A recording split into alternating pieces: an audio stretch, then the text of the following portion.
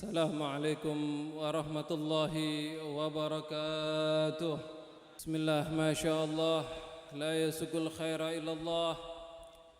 بسم الله ما شاء الله لا يصرف السوء إلى الله. بسم الله ما شاء الله ما كان من نعمة فمن الله. بسم الله ما شاء الله لا حول ولا قوة إلا بالله. الحمد لله عدد ما خلق في السماء. الحمد لله عدد ما خلق في الأرض. الحمد لله عدد ما بين ذلك. الحمد لله عدد ما هو خالق. اللهم صل وسلم وبارك وعظم على سيدنا وحبيبنا وقرة أعيننا سيدنا محمد صلاة تغفر بها الذنوب وتصلح بها القلوب وتنطلق بها الأسوب وتلين بها الصؤوب وعلى آله وصحبه ومن إليه منسوب. أما بعد. Hadratul muhtaramin al-izza, para alim, para ulama, para kiai, para habaib, para sesepuh dan juga para aparat pemerintahan, ma'asyiral muslimin rahimakumullah. Syukur alhamdulillah atas rahmat dan karunia Allah subhanahu wa ta'ala, diringankan langkah kita bisa menghadiri daripada majlis yang mana majlis ini adalah sumber dari kebaikan. Majlis zikir macam ini yang kita hadiri adalah sumber daripada kebaikan. Dan pada malam ini tanggal 19 Dzulhijjah, yang mana tinggal 10 hari lagi kita akan menyempurnakan daripada tahun Hijriah. Dan kita tidak tahu tahun depan apakah kita bisa menyempurnakan seperti tahun ini atau tidak, wallahu a'lam. Maka dari itu 10 hari ke depan adalah masa-masa kita untuk mengakhiri daripada tahun ini dengan amal baik.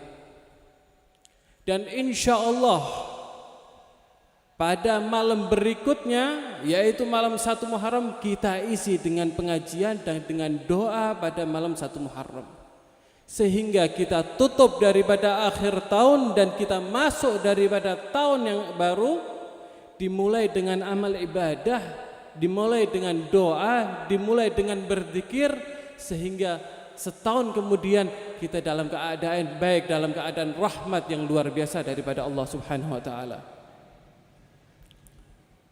Alhamdulillah, pada malam ini kita di sini berkumpul atas nama juga daripada Haul Akbar, daripada Harlah, hari lahir atau ulang tahun daripada Kabupaten Sragen. Kita juga mengapresiasi kepada jajaran pemerintahan, alhamdulillah, karena bisa bergabung, bisa berkolaborasi. Dalam salah satu hadis dikatakan, sinfani minan nas, idza saluha salahan nas, wa idza fasada fasadan nas, al ulama wal umara. Nabi SAW menegaskan bahwasanya 2 golongan daripada manusia, jika kedua golongan ini mereka berkumpul, berdamai, satu pemikiran, bermusyawarah, satu frekuensi, maka masyarakat akan selamat. Dan sebaliknya, jika antara kedua golongan ini bertentangan, tidak ada saling hubungan, miskomunikasi, maka akan kacau daripada masyarakat ini. 2 golongan itu yaitu al-ulama wal umara, antara pemerintahan dan ulama. Dan syukur alhamdulillah bagi masyarakat Sragen, kota ini ulamanya berkumpul bareng bersama pada umara, pada pemerintahan. Sebagai bukti malam ini hari ulang tahun daripada kota Sragen, berkumpul antara ulama dan umara dan diadakan acara gemar berzikir bersama-sama. Syukur alhamdulillah. Ini yang akan menjadikan kesejahteraan bagi masyarakat, yang mana tadi disinggung akan menjadikan baldatun thayyibatun wa rabbun ghafur. Hadirin rahimakumullah. Pada malam ini kita juga memperingati acara haul daripada sesepuh, daripada masyarakat di sini, daripada ulama di sini, daripada orang tua-tua kita, dan juga Syekh Abdul Qadir Al-Jailani, dan juga Syekh Muhammad Uthman Al-Ishaqi, dan juga muassis daripada Jamiah Al-Khidmah Syekh Ahmad Asrari Al-Ishaqi. Acara haul semacam ini untuk orang tua kita ataupun guru kita adalah suatu amal yang bisa digolongkan menjadi amal yang wajib. Karena amal-amal seperti ini yang kita lakukan pada hakikatnya kita mendapat pahala dan kita juga kirim pahala untuk mereka. Sedangkan mereka sudah tiada. Maka dalam doanya kita sebutkan untuk mengirim daripada pahala-pahala yang kita amalkan ini untuk kepada mereka, dan ini salah satu bukti bahwasanya berbakti kepada mereka. Jadi ketika orang tua ataupun guru kita sudah meninggal, apakah kita masih bisa berbakti kepada mereka? Bisa. Dengan apa? Dengan mengirim pahala untuk mereka, dengan mengirim zikir kepada mereka, dengan mengirim pahala sedekah, pahala puasa kepada mereka, dan juga dengan istiqomah kepada apa yang diajarkan oleh mereka. Beliau Syekh Ahmad Asrari Al-Ishaqi, pendiri daripada majelis ini, termasuk daripada orang-orang yang dipilih oleh Allah Subhanahu wa taala, termasuk orang yang mulia, termasuk orang yang berakhlak luhur. Dan salah satu bukti daripada kesalehan beliau berkembangnya majelis ini. Sebagaimana tadi telah disebutkan bahwasanya setelah meninggalnya beliau Hadratus Syekh Ahmad Asrari Al-Ishaqi, berkembang pesat daripada majelis ini. Dari Sabang sampai Merauke ada semua tadi dikatakan. Ini bukti bahwasanya beliau orang soleh. Bukti bahwasanya dia orang pilihan Allah. Karena apa? Karena beliau berjalan daripada yang diajarkan oleh ayahnya, berjalan daripada apa yang diajarkan oleh guru beliau Sayyid Muhammad bin Alwi Al-Maliki, hingga bersambung kepada guru-gurunya, hingga bersambung kepada Rasulullah sallallahu alaihi wasallam. Ini yang namanya silsilah, mata rantai, bersambung. Ayah, anak mengambil dari ayah, ayah mengambil dari ayahnya, mengambil dari gurunya, guru mengambil daripada gurunya. Ini yang beliau lakukan, ini yang beliau ajarkan. Jadi beliau ini orang soleh, beliau termasuk orang-orang pilihan Allah. Maka zaman sekarang ini termasuk cara kita untuk menyelamatkan diri, yaitu berpegangan dengan orang-orang seperti itu, beriktikad kepada orang-orang seperti itu, istiqomah dalam ajaran yang mereka jalankan. Tidak cukup itu, beliau menggagas daripada majelis zikir semacam ini. Bahkan dalam salah satu hadis dikatakan bahwasanya idza marartum biriyadil jannah farta'u. Jika kalian melewati daripada taman-taman surga, maka hendaknya mampir. Lalu para sahabat bertanya, apa itu taman surga ya Rasulullah? Huwa riyadul jannah. Dijawab oleh Rasulullah, hilaqud dzikir, di mana di situ ada perkumpulan untuk berzikir kepada Allah Subhanahu wa taala. Beliau telah menciptakan taman-taman surga yang sekarang kita hadiri dan ada di majelis-majelis lainnya. Jadi syukur alhamdulillah kita sekarang ini berada di majelis zikir, yaitu ada di taman surga yang dikatakan oleh Rasulullah sallallahu alaihi wasallam. Disuruh, dianjurkan oleh Rasulullah untuk mampir, untuk berzikir. Jadi syukur, alhamdulillah kita bisa ada di majelis seperti ini. Ini salah satu tanda bukti bahwasanya kita mencintai Rasulullah sallallahu alaihi wasallam. Karena Rasulullah mengatakan, jika kau mencintaiku maka ikuti aku. Rasulullah memerintahkan kita untuk mampir, untuk bersinggah daripada majelis-majelis seperti ini. Dan bukti bahwasanya kita mencintai Rasulullah yaitu kita mentaati daripada ajaran Rasulullah, sehingga kita mengikuti daripada ajaran Rasulullah yang diperintahkan untuk mengikuti atau mampir atau bersinggah dalam majelis-majelis ini. Dan kita alhamdulillah pada malam ini atas karunia Allah subhanahu wa ta'ala dan taufik daripada Allah ta'ala, kita bisa mampir, bisa bersinggah di majelis ini, yang mana majelis ini yaitu Riyadul Jannah, taman daripada surga.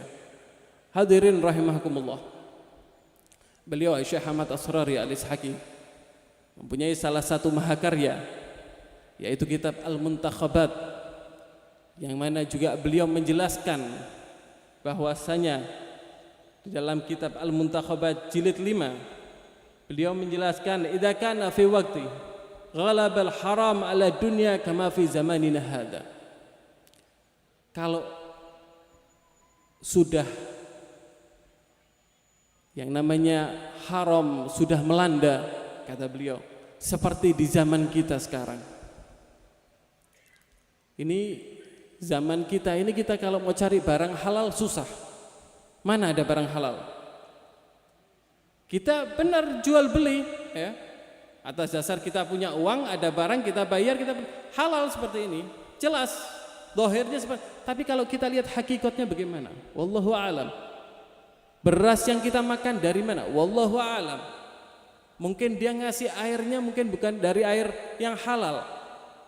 Mungkin pakaian yang kita pakai hasil dari benang colongan atau hasil, wallahu alam, itu yang namanya syubhah. Dan mungkin haram lebih banyak. Beliau menjelaskan seperti itu. Ketika di zaman yang mana zaman tersebut yang namanya haram itu sudah melanda ataupun syubhah, bagaimana solusinya? Fa innahu yubahu 'alal insan min haitsu syara' lugaimat yasirah. Sesungguhnya diperbolehkan atas manusia menurut daripada syariat. Syariat menjelaskan seperti ini. Diperbolehkan apa? Untuk mengambil sedikit daripada makanan untuk kita bisa mengisi daya kita, untuk kita bisa beribadah. Sedikit aja dengan hajat kita. Jadi kalau kita butuh katakan 1 piring itu cukup, berarti kalau ngambil 2 piring itu nggak boleh. Kalau ngambil 2 piring itu nggak boleh. 1 piring cukup nggak buat ibadah? Cukup, ya udah 1 piring aja. Kalau 2 piring nggak boleh. Itu kalau sudah yang namanya haram sudah melanda umum semua.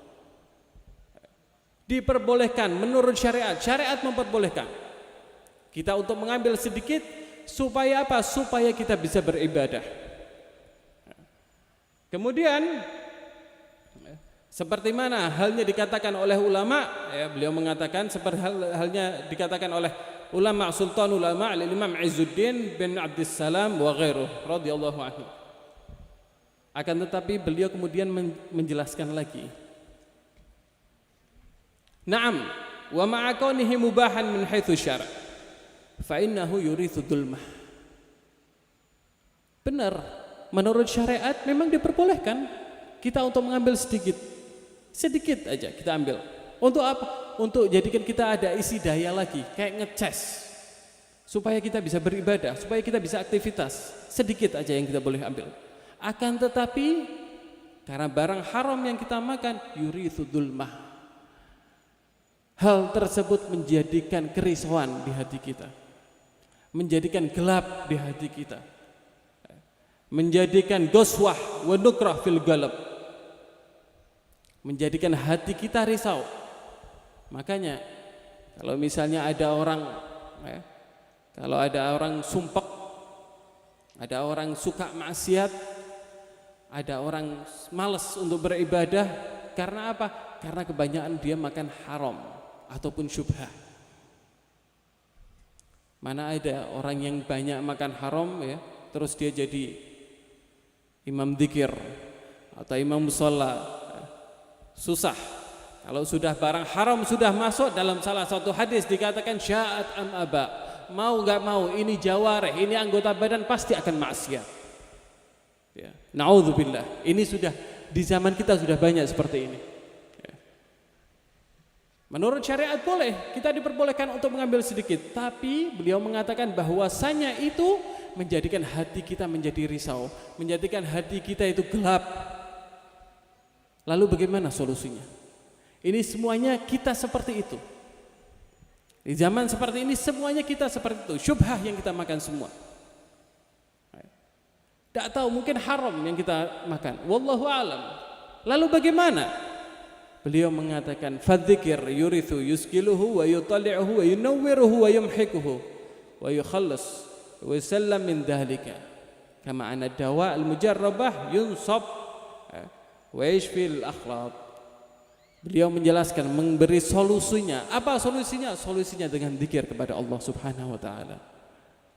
Bahwasanya dengan berzikir kepada Allah itu bisa menghilangkan daripada kerisauan, kegalauan ataupun gelap ataupun patah semangat daripada apa yang ada di hati kita.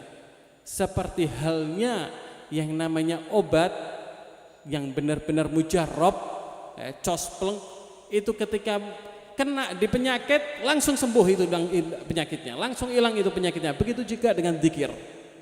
Ketika di badan kita banyak kerisauan, galau, sumpek, males, buat ibadah susah, yaitu gara-gara barang haram yang kita makan atau barang syubhah yang kita masuk. Maka dari itu untuk memperbanyak berzikir kepada Allah Subhanahu wa taala. Karena zikir itu bisa mengobati daripada penyakit hati. Dalam Al-Quran dikatakan ala bidzikrillahi tatmainnul qulub. Sesungguhnya berzikir kepada Allah itu yang menjadikan kita tuma'ninah, menjadikan kita tenang, menjadikan hati kita tenang kepada Allah Subhanahu wa taala. Jadi beliau Syekh Ahmad Asrari Al-Ishaqi mendirikan majelis ini untuk mengatasi problematika zaman kita ini sekarang. Subhanallah. Di zaman kita yang kacau seperti ini, beliau mendirikan majelis zikir untuk apa? Untuk mengobati daripada penyakit kita. Syukur alhamdulillah kita bisa hadir di majelis ini, dan terus juga untuk para jamaah khidmah untuk meningkatkan daripada i'tiqad. Terus harus istiqomah dalam majelis-majelis seperti ini. Ini salah satu hal yang menyenangkan hati beliau. Karena dikatakan dalam salah satu hadis, al-ulama warathatul anbiya. Bahwasanya ulama itu pewaris daripada anbiya, daripada para nabi-nabi. Kita yakini beliau seorang ulama. Dan sanad beliau bersambung kepada ulama-ulama. Dan tadi seperti kita didengar dari Pak Ketum juga mengatakan, ikuti aja yang diajarkan oleh beliau. Karena kelak di hari kiamat yang namanya ulama pasti mendapatkan izin untuk mensyafaati daripada santri-santrinya, daripada murid-muridnya. Maka dari itu kita hendaknya daripada jamaah al-khidmah ataupun lainnya pegangi ulama. Ikuti para sholihin, ikuti para ulama, para kiai dalam satu thariqah ahlus sunnah wal jamaah. Karena zaman sekarang banyak fitnah. Ulama ini macam-macam, ada ulama su' atau ulama dunia ataupun ulama akhirat. Ulama su', ulama dunia itu mereka yang banyak menjual agamanya.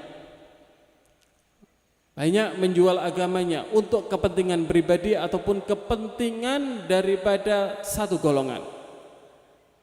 Tapi kalau yang namanya ulama akhirat itu semuanya ikhlas. Semuanya ikhlas. Seperti kita yakini bahwasanya beliau Syekh Ahmad Asrari termasuk daripada ulama al-akhirah yang ikhlas. Salah satu buktinya majelis ini masih berkembang sampai sekarang ini, itu karena keikhlasan dari beliau. Maka dari itu hendaknya kita untuk meningkatkan terus keistiqomahan kita di majelis seperti ini, sehingga kita kelak nanti dikumpulkan bersama orang-orang soleh.